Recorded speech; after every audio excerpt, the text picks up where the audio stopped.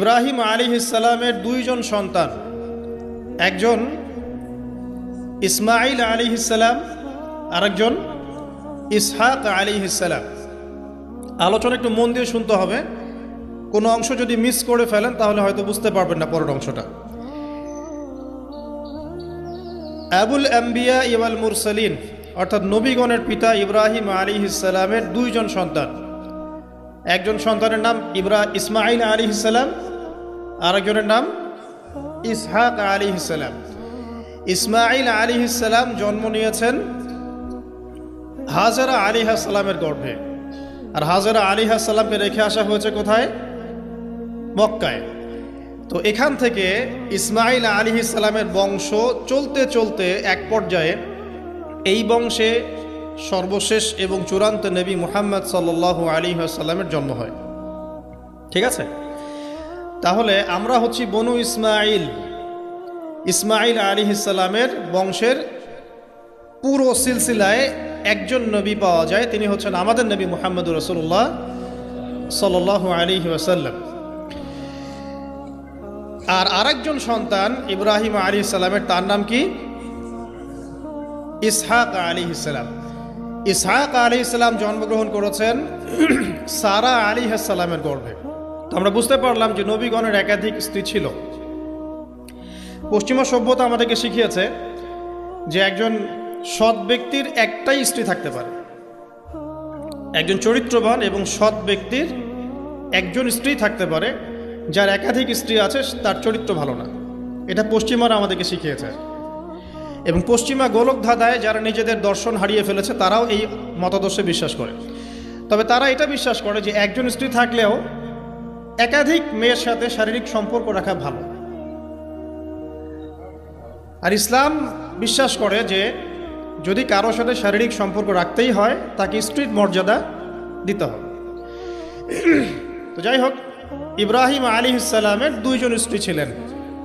সারা আলাইহিস সালামের গর্ভে ইসহাক আলাইহিস সালাম জন্মলাভ করেন, এবং সেটা অনেক দেরিতে, অনেক বয়স হওয়ার পরে, বার্ধক্যে উপনীত হওয়ার পরে। তো ইসহাক আলাইহিস সালামের ছেলের নাম হচ্ছে ইয়াকুব আলাইহিস সালাম। তারা থাকতেন শামে অর্থাৎ প্যালেস্টাইনে। আর ইসমাঈল আলাইহিস সালাম তারা থাকতেন মক্কায়। দুইটা জায়গা আপনি চিনতে পারছেন, প্যালেস্টাইন আর একটা হচ্ছে মক্কা। মক্কা ইসমাঈল আলাইহিস সালাম, যার সিলসিলায় মুহাম্মদ সাল্লাল্লাহু আলাইহি ওয়াসাল্লাম, আমরা যার উম্মত। আর ওই যে প্যালেস্টাইন, শাম দেশ, সিরিয়া, জর্ডান, লেবানন, প্যালেস্টাইন, এই জায়গাটাকে বলা হয় শাম। এই প্যালেস্টাইনে ইসহাক আলাইহিস সালাম, যিনি সারা আলাইহিস সালামের গর্ভে জন্ম নিয়েছেন। ঠিক আছে, ওকে। এবার ইসহাক আলাইহিস সালামের পরবর্তী জেনারেশন, তার নাম হচ্ছে ইয়াকুব আলাইহিস সালাম। আর ইয়াকুব আলাইহিস সালামের আরেকটা নাম হচ্ছে ইসরাইল। কি নাম? ইসরাইল। এই কারণে ইয়াকুব আলাইহিস সালামের বংশধরদেরকে বলা হয় বনু ইসরাইল। এবার বুঝতে পারছেন বনু ইসরাইল কাদেরকে বলা হয়? আচ্ছা, এখন এই ইয়াকুব আলাইহিস সালামের অনেক সন্তান ছিলেন। সূরা ইউসুফ পড়ে দেখেন, 11-12 জন পুত্র সন্তান ছিলেন, বা 13 জনের কথা এসেছে, আরও থাকতে পারে, আল্লাহু আলাম। এখানে এতটুকু এসেছে। ইউসুফ আলাইহিস সালাম তার একজন সন্তান, ঠিক আছে, যাকে তার ভাইরা কুয়ায় ফেলে দেয়। ঠিক আছে, কুয়ার থেকে ইউসুফ আলাইহিস সালাম চলে গেলেন মিশরের রাজার বাসায়। এটা তো পড়েছেন। আচ্ছা, আমি কিন্তু ডিটেলস বলতে পারবো না খুতবায়, শুধু লাইনগুলো টাচ করছি। কুয়া থেকে চলে গেলেন, ভাইদের ষড়যন্ত্রে কুয়ায় তিনি পড়লেন। তাকদিরের এভাবেই তাকদির লেখা ছিল। তারপরে সেখান থেকে মিশরের রাজার বাসায়, ঠিক আছে, সেখান থেকে সেই যে রাজার স্ত্রী তাকে আহ্বান করলো। তিনি বললেন যে মাআয আল্লাহ, আমি আল্লাহকে ভয় করি। এরপর সেখান থেকে জেলখানায় বিনা অপরাধে তিনি 12 বছর জেল খাটলেন। আর সেখান থেকে তিনি বের হয়ে আবার যখন আসলেন, তখন মিশরের কি প্রায় খাদ্যমন্ত্রী বলা যায়, মিশরের বড় একটা পলিটিক্যাল পদ আল্লাহ পাক তাকে দিলেন। ঠিক আছে, তাহলে মিশরে কিভাবে বনু ইসরাইল আসলো? ইউসুফ আলাইহিস সালামের মাধ্যমে। ঠিক আছে, ইউসুফ আলাইহিস সালামের মাধ্যমে মিশরে বনু ইসরাইলের আগমন হলো। এর আগ পর্যন্ত বনু ইসরাইল থাকতো ওই যে প্যালেস্টাইনে।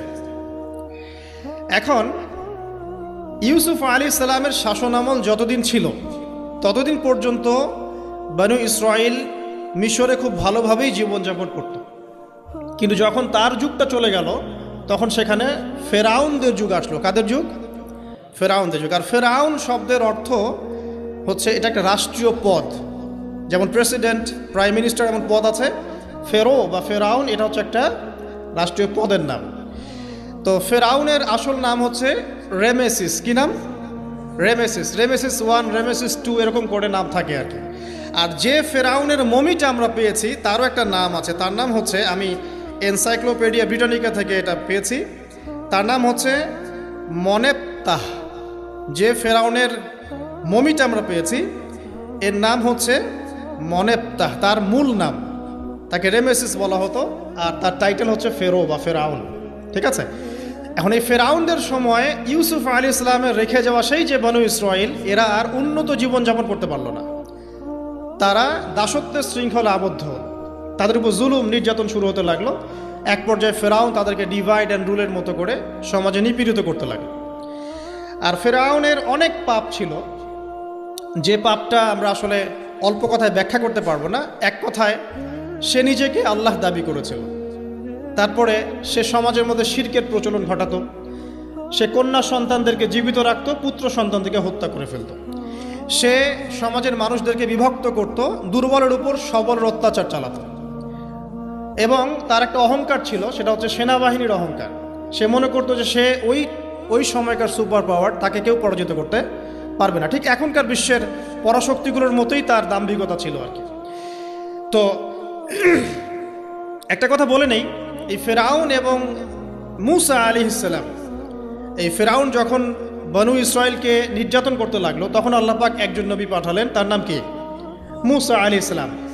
আর মূসা আলাইহিস সালাম আর ফেরাউনকে নিয়ে কোরআনুল কারীমে প্রায় 44টা সূরার মধ্যে কথা আছে। আমি হিসাব করে দেখেছি এবং আমি টুকটাক ঘাটাঘাটি করে দেখেছি যে প্রায় 44টা সূরার মধ্যে 532টা আয়াত আছে মূসা এবং ফেরাউনকে নিয়ে। কথা বুঝতে পারছেন? 532টা। কোরআনের টোটাল আয়াত কত? একদম ভুল উত্তর, 6236। 6000 কত? 236। মতবিরোধ আছে, তবে 6236টা আয়াতের পক্ষে শক্ত দলিল আছে। তো এটাকে পার্সেন্টেজ দিয়ে করবেন, যারা ম্যাথামেটিক্স পারেন তারা তো খুব সহজেই পারবেন। তো পার্সেন্টেজ করলে দেখবেন যে 8.53% আয়াত মূসা এবং ফেরাউনকে নিয়ে। 100%-এর মধ্যে প্রায় 8.5 বা 9% আয়াত কাকে নিয়ে? মূসা এবং ফেরাউনকে নিয়ে। এমনি এমনি তো আল্লাহ পাক এই কাজটা করবেন না নিঃসন্দেহে। এই ঘটনার মধ্যে যে শিক্ষাগুলো আছে এটা আমাদের জন্য সবচেয়ে বেশি ইম্পর্টেন্ট। এই জন্য এত বেশি আয়াত নাজিল করা হয়েছে। কোরআনে যে কোনো সূরা খুলবেন দেখবেন মূসা আর ফেরাউন, মূসা আর ফেরাউন। কী কারণে? এমনি এমনি? নিঃসন্দেহে শেষ জামানে আমরা যারা বাস করব তাদের জন্য এই ঘটনার মধ্যে বিশাল কিছু শিক্ষা আছে। শিক্ষাগুলো আমরা ইনশাআল্লাহ আজকে জানব। তো এখন মূসা আলাইহিস সালাম এই ফেরাউনের যুগে জন্ম লাভ করলেন।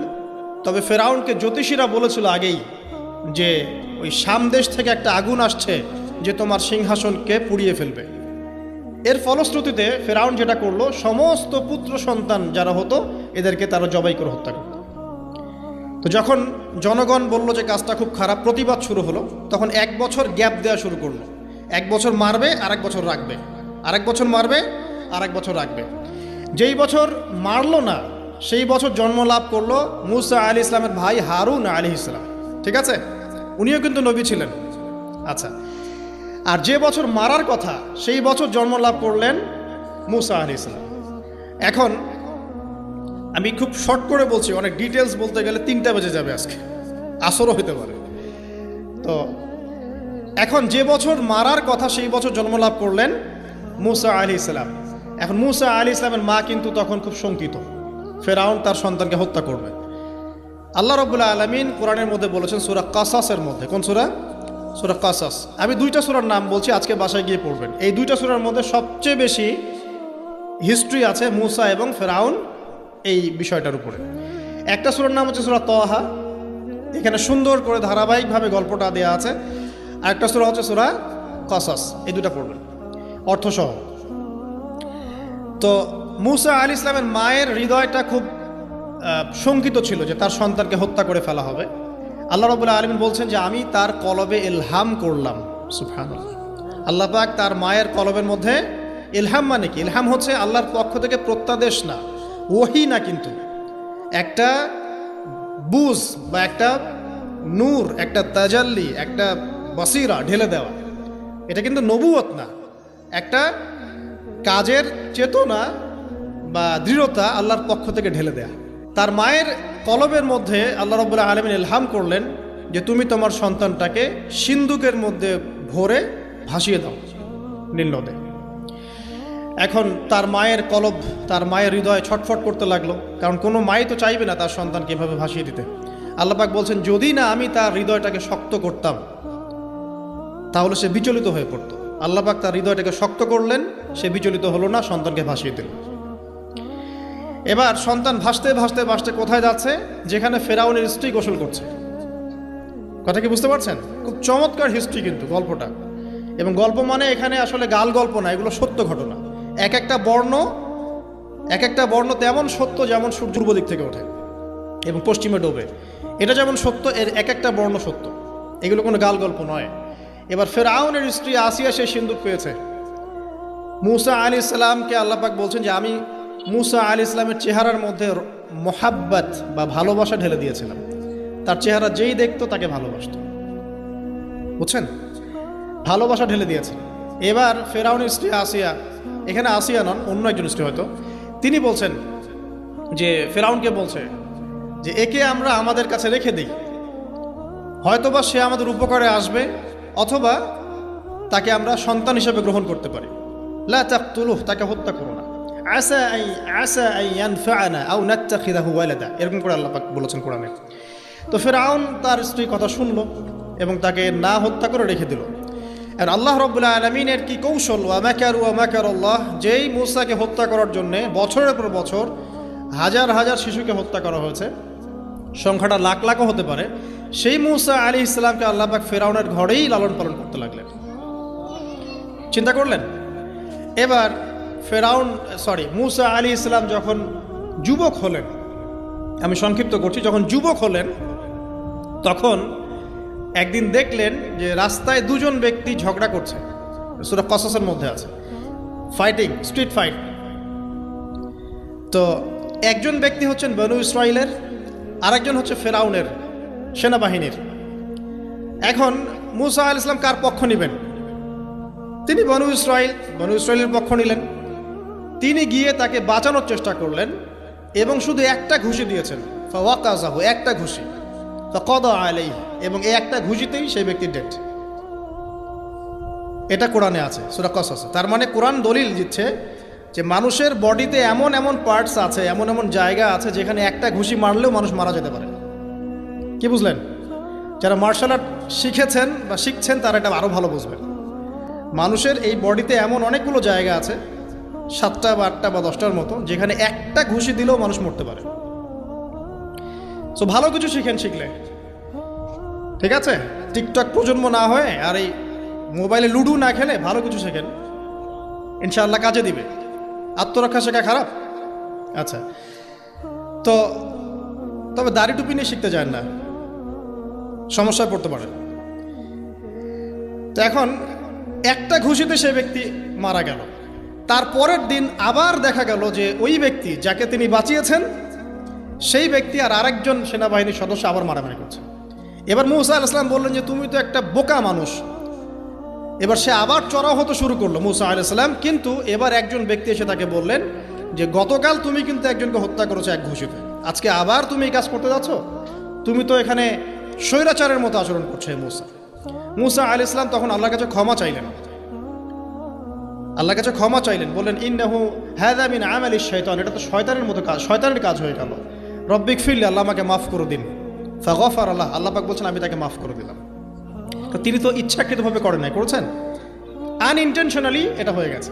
কিন্তু এখন ফেরাউন মূসা আলাইহিস সালামকে ধাওয়া করতে শুরু করলো, কারণ ফেরাউনের দৃষ্টিতে মূসা আলাইহিস সালাম একটা মার্ডার করেছেন তার দৃষ্টিতে, কিন্তু মূসা আলাইহিস সালাম তো আর এটা করেন নাই, ইচ্ছা করে এটা হয়নি, অ্যাক্সিডেন্টলি হয়ে গেছে।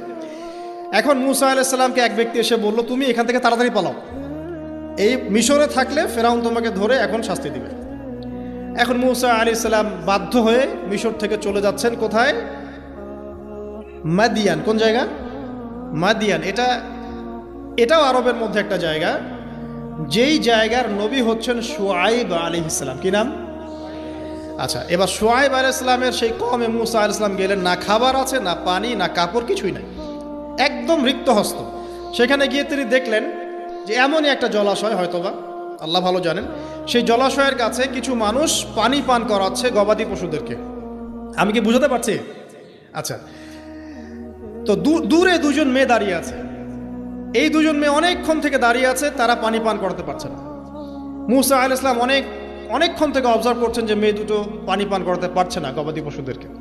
তিনি প্রথমে একটু অস্বস্তি বোধ করলেন, তারপরে আবার গেলেন তাদের কাছে, গিয়ে বললেন কি সমস্যা। তখন সেই মেয়েরা বলল, যতক্ষণ পর্যন্ত আমার কওমের লোকেরা এখান থেকে সরে যায় না, ততক্ষণ আমরা পানি পান করাতে পারি না, কারণ আমরা দুর্বল, মেয়ে মানুষকে টাইম দিচ্ছে না আর কি। আর এদিকে আমাদের বাবা অত্যন্ত বৃদ্ধ মানুষ, বাসায় পড়ে আছেন একা। তখন মূসা আলাইহিস সালাম যুবক ছিলেন এবং তিনি কিন্তু শক্তিশালী ছিলেন, কওয়িউন আমিন, বিশ্বস্ত এবং শক্তিশালী। ওই যে এক ঘুষিতে মানুষ মারা মানুষ, কি মনে করছেন? তো তিনি এবার ওই গবাদি পশুদেরকে নিয়ে এসে পানি পান করালেন। পানি পান করিয়ে তিনি একটা গাছের ছায়ায় গিয়ে বসলেন। এই প্রত্যেকটা কথা কিন্তু কোরআনে আছে, প্রতিটা কথাই। সূরা কসস পড়েন, সূরা তাহা পড়েন। গাছের ছায়ায় বসে তিনি একটা দোয়া করছেন, এবার হাত উঁচু করে দোয়া করছেন, রব্বি, হে আমার প্রতিপালক, ইন্নী লিমা আনজালতা ইলাইয়া মিন খায়রিন ফাকির। হে আল্লাহ, আপনি আমার প্রতি যে রহমত বা যে করুণা বর্ষণ করবেন, এর জন্য আমি ফকির হয়ে বসে আছি।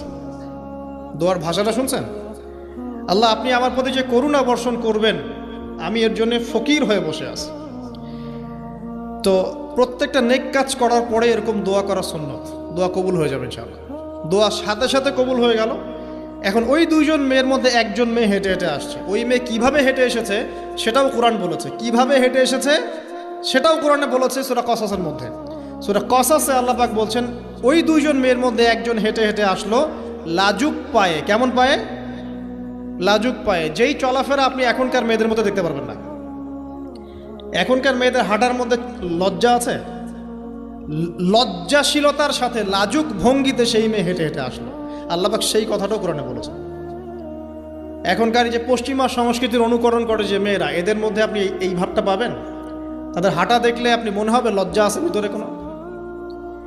এই বিষয়টা নিয়ে খুব ভাবছিলাম। দেখেন, সূরা আরাফের মধ্যে আল্লাহ পাক বলেছেন যে শয়তান তোমাদের পিতা এবং মাতাকে জান্নাত থেকে বের করে দিয়েছে, তোমরা শয়তান সম্পর্কে সতর্ক থেকো। যখন জান্নাত থেকে বের হয়ে যাবেন, তার আগে যখন তারা ওই যে গাছের কাছে গিয়েছেন, সর্বপ্রথম যে ঘটনা ঘটেছে সেটা হলো গায়ের কাপড় খুলে গেছে। আমার কথা বুঝতে পারছেন না?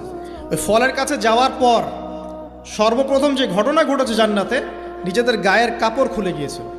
এরপরে গাছের ছাল এবং গাছের যে বড় বড় পাতা জান্নাতের, এগুলো দিয়ে তারা লজ্জাস্থান ঢাকা শুরু করেছিলেন। এটাও কোরআনে আছে। এখন আল্লাহ পাক যখন নামিয়ে দিচ্ছেন দুনিয়াতে, আদম সন্তানদেরকে আল্লাহ পাক বলছেন যে তোমরা শয়তান সম্পর্কে সতর্ক থেকো, শয়তান কিন্তু তোমাদের পিতা মাতার কাপড় খুলে নিয়েছিল। কথা বুঝতে পারছেন?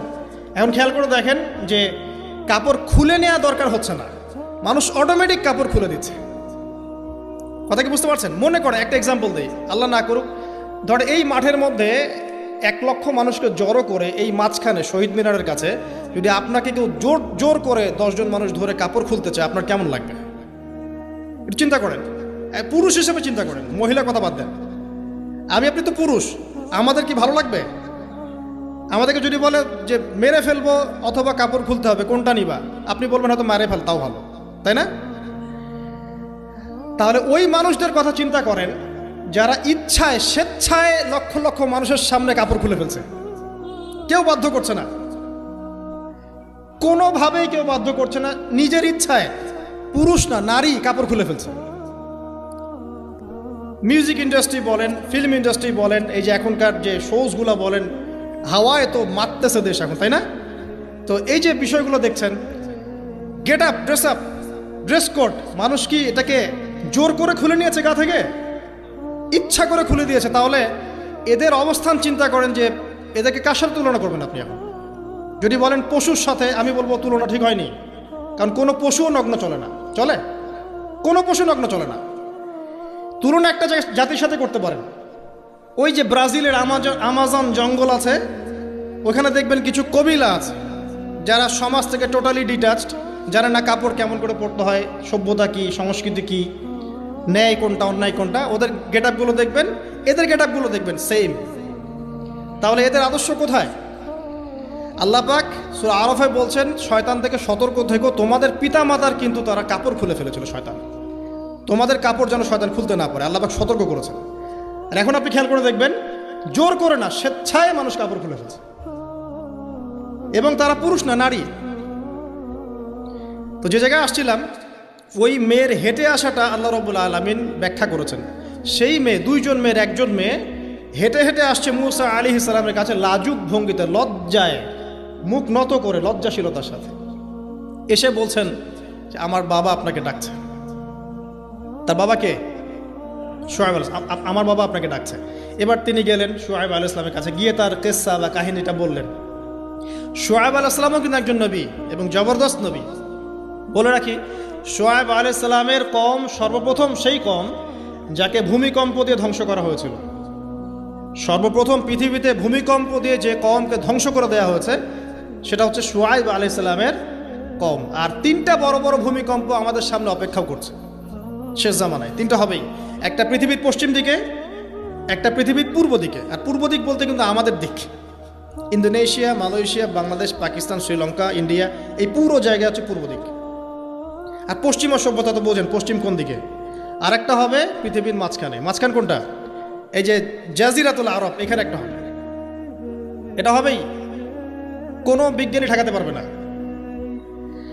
তো শুআয়ব আলাইহিস সালামের কওম সেই কওম যাকে ভূমিকম্প দিয়ে ধ্বংস করা হয়েছিল। তো এখন মূসা আলাইহিস সালাম তার কাছে গিয়ে তার ঘটনাগুলো বললেন। শুআয়ব আলাইহিস সালাম তাকে বললেন, ঠিক আছে, আমার মেয়ের একটা দাবি, আমার মেয়ে বলেছে যে তুমি হচ্ছ বিশ্বস্ত এবং শক্তিশালী, তোমাকে যেন আমি আমার কাজে নিয়োগ করি। আসলে মেয়ে বাবাকে ইঙ্গিতে একটা মানে মনের ভাব ব্যক্ত করেছে আর কি। তখন তার বাবা সেই ভাবটা বুঝতে পেরেছেন। তিনি বলেছেন, ঠিক আছে, আমি আমার এই মেয়ের সাথে তোমাকে বিয়ে দিব। শর্ত কি? শর্ত হচ্ছে তোমাকে 8 বছর আমার এখানে কাজ করতে হবে। 8 বছর, কত বছর? 8 বছর কাজ করার বিনিময়ে আমি তোমাকে আমার মেয়ের সাথে বিয়ে দিচ্ছি। আর যদি তুমি চাও তাহলে 10 বছর পূর্ণ করতে পারো। তো মূসা আলাইহিস সালাম বলেন, ঠিক আছে, আমাদের মাঝে আল্লাহ পাক সাক্ষী হিসেবে যথেষ্ট। এবার সেখানে মূসা আলাইহিস সালাম তার সংসার শুরু করলেন। 10 বছর অতিবাহিত হলো। তারপরে এখন মিশরে ফিরে যাওয়ার পালা। মূসা আলাইহিস সালাম তার স্ত্রীকে নিয়ে কোথায় যাচ্ছেন এখন? মিশর, তার হোম টাউন, ঠিক আছে, মাদারল্যান্ড। কিন্তু যাত্রা পথে তুয়া উপত্যকায় বিভিন্ন কিতাবে এসেছে তার স্ত্রীর প্রসব বেদনা শুরু হয়। তখন তিনি আগুন তালাশ করতে থাকেন। আগুন তালাশ করতে করতে আস্তে আস্তে তিনি এমন একটা জায়গার দিকে চলে যান, তুয়া উপত্যকায়, যেখানে দেখেন যে গাছের উপর আগুন জ্বলছে। এবং তখন আগুনকে ফলো করতে করতে হঠাৎ তিনি এক গায়েবী আওয়াজ শুনতে পান। আওয়াজটা হচ্ছে এমন, আমি একটু পড়ে শোনাই। আওয়াজটা হচ্ছে এমন যে, ইন্নী আনা রব্বুক ফাখলা'না আলাইক ইন্নাকা বিল ওয়াদিল মুকদ্দাস তুয়া। এই আওয়াজটা আল্লাহ পাকের। কার আওয়াজ? সুবহানাল্লাহ। আল্লাহ পাক মূসা আলাইহিস সালামের সাথে কথা বলছেন এই জায়গায়। আল্লাহ পাক বলছেন, নিশ্চয়ই আমি তোমার রব, তোমার জুতা খুলে ফেলো, কারণ তুমি একটা পবিত্র উপত্যকায় আছো। চিন্তা করতে পারেন?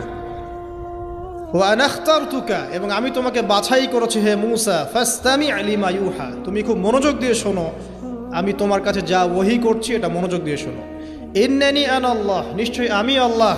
আল্লাহ বলছেন, ইন্নানি আনা আল্লাহ, নিশ্চয়ই আমি আল্লাহ। লা ইলাহা ইল্লা আনা, আল্লাহ বলছেন আমি ছাড়া কোনো ইলাহ নেই। ফা'বুদনি, আমার ইবাদত করো।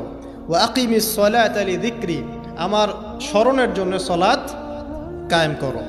ইন্নাস সাআতা লাআতিয়াতুন, নিশ্চয়ই কিয়ামত অবশ্যই আসবে। আকাদু উখফিহা, আমি এটাকে গোপন রেখেছি। লিতুজজা কুল্লু নাফসিন বিমা তাসআ, যাতে করে প্রত্যেক নফসকে তার প্রতিদান দেয়া যায়।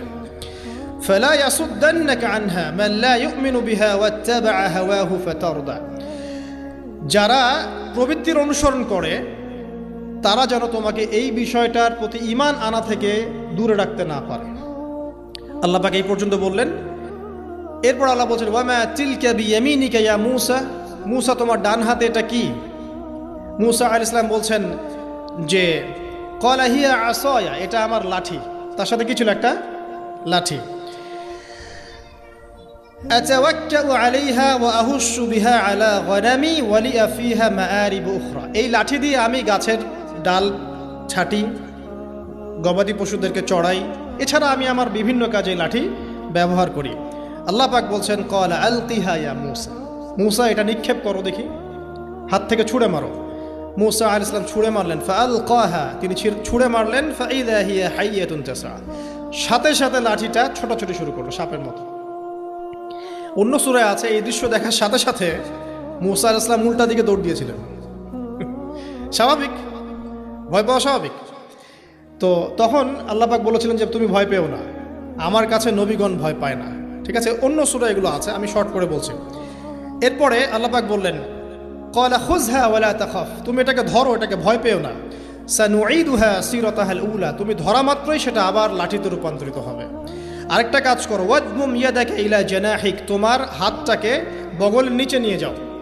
তাখরুজ বাইদা মিন গায়রি সু, এটাকে বের করো, তারপর দেখবে এটা স্বচ্ছ আলো প্রদান করবে। সুবহানাল্লাহ, বগলের মধ্যে হাত নিয়ে আসো, হাতটাকে বের করো, দেখবে হাত থেকে স্বচ্ছ আলো বের হবে। এই দুইটা মুজিজা আল্লাহ পাক তাকে দিলেন, আয়াতান উখরা, এটা আরেকটা নিদর্শন। তো এখানে কি হলো? মূসা আলাইহিস সালাম নবুয়ত পেলেন। Shortcut key? মূসা আলাইহিস সালাম কি পেলেন? নবুয়ত পেলেন। নবুয়ত পাওয়ার সাথে সাথে আল্লাহ পাক তাকে দুটো মুজিজা দিলেন, একটা হচ্ছে লাঠি, আর একটা কি? হাত বগল থেকে বের করলেই কি হবে? আলো বের হয়ে যাবে। এবার তার ডিউটি কি?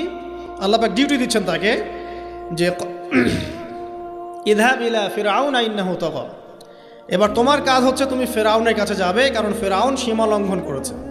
তখন মূসা আলাইহিস সালাম বললেন রব্বি ইশরাহ লি সদরি, আল্লাহ আমার বক্ষটাকে প্রশস্ত করে দিন। মানে আমার তো সেখানে যাওয়ার সাহস হচ্ছে না, আমি তো সেখানে ওদের দৃষ্টিতে একজন খুনের আসামি, ওদের দৃষ্টিতে ওরা তো আমাকে পেলে হত্যা করে ফেলবে। আল্লাহ পাক বলছেন কেল্লা, কখনো না, তারা তোমাকে হত্যা করতে পারবে না।